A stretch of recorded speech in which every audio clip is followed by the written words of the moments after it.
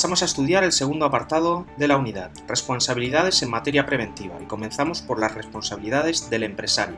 Tipos de responsabilidades que tiene el empresario por el incumplimiento de la normativa en prevención de riesgos laborales. En primer lugar, una responsabilidad administrativa, es decir, puede sufrir una multa entre 40 y 819.000 euros en función de la gravedad del incumplimiento. También tiene una responsabilidad civil. En el caso de que cause un daño a un trabajador, puede tener que indemnizarle por no cumplir con la normativa en prevención. Otra de las responsabilidades es la responsabilidad penal. Por poner en peligro grave a personas, esta responsabilidad puede ir desde una multa a prisión en función de la gravedad. En el caso de que un trabajador sufra un accidente y en la empresa no se hayan tomado las medidas de prevención adecuadas, deberá pagar un recargo en las prestaciones que la Seguridad Social dé a ese trabajador entre un 30 y un 50% de la prestación. Responsabilidades del trabajador. Si incumple sus obligaciones en materia preventiva, puede ser sancionado por el empresario. La sanción puede ser calificada como falta leve, grave o muy grave según el convenio colectivo. La sanción impuesta puede ir desde una amonestación verbal al despido disciplinario. En este caso, no tendría derecho a indemnización. También se le puede pedir al trabajador responsabilidad civil y penal por los daños que pueda ocasionar a otras personas por sus incumplimientos. La inspección de trabajo juega un papel fundamental en la prevención de riesgos. En primer lugar, visita a las empresas. Si encuentra algún incumplimiento de la normativa, levanta un acta de infracción y propone una sanción para la empresa que incumple. Puede realizar también advertencias y requerimientos, los cuales informa a la empresa de cuáles son las medidas que debe adoptar y le da un plazo de tiempo para hacerlo. También puede proceder a la paralización inmediata de la actividad en una empresa cuando observe que hay riesgos, y en caso de accidente o de enfermedad profesional está obligada a realizar un informe, llevando a cabo una investigación de los hechos. Existen diferentes formas para organizar la prevención en la empresa.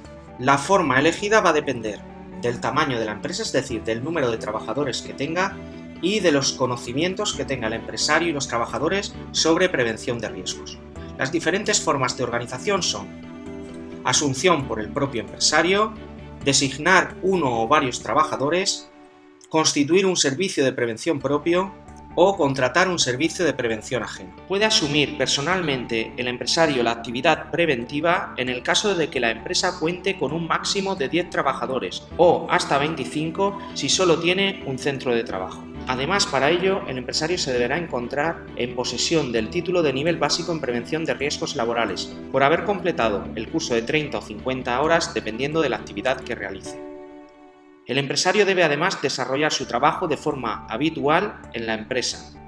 No puede el empresario encargarse de la medicina de la salud y las actividades que realice la empresa no pueden estar consideradas especialmente peligrosas. Son consideradas actividades especialmente peligrosas según se establece en el reglamento de los servicios de prevención los trabajos con exposición a radiaciones ionizantes, los trabajos con exposición a agentes tóxicos, cancerígenos o mutagénicos para la reproducción, aquellas actividades en que intervienen productos químicos de alto riesgo, trabajos con exposición a agentes biológicos, actividades de fabricación, manipulación y utilización de explosivos, trabajos propios de minería y sondeo en superficie, terrestre o plataformas marinas, actividades de inmersión bajo el agua, actividades en obras de construcción, excavación, movimientos de tierra y túneles, actividades en la industria siderúrgica y en la construcción naval, actividades de producción y utilización de gases comprimidos, licuados o disueltos, y trabajos que produzcan concentraciones elevadas de polvo silicio,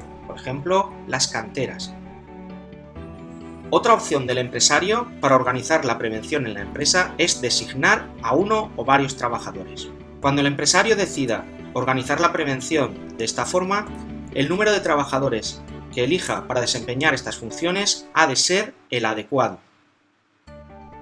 Debe dotar a esos trabajadores de los medios necesarios para realizar su labor.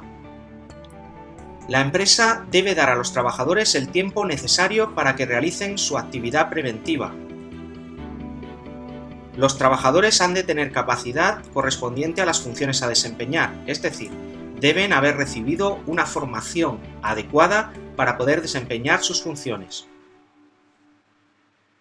Y no podrán ser despedidos por la realización de sus funciones. El empresario estará obligado a concertar un servicio de prevención propio, es decir, a contratar trabajadores que solo van a dedicar su jornada laboral a las funciones preventivas en los siguientes casos. En aquellas empresas que cuenten con más de 500 trabajadores o aquellas que tengan entre 250 y 500 en aquellas actividades que son consideradas de riesgo especial. En aquellos casos en los que por la peligrosidad de las actividades que se llevan a cabo o por los accidentes que han ocurrido, la autoridad laboral decida que la empresa tenga un servicio propio de prevención. Otra de las formas de la organización de la prevención es la utilización de un servicio de prevención ajeno.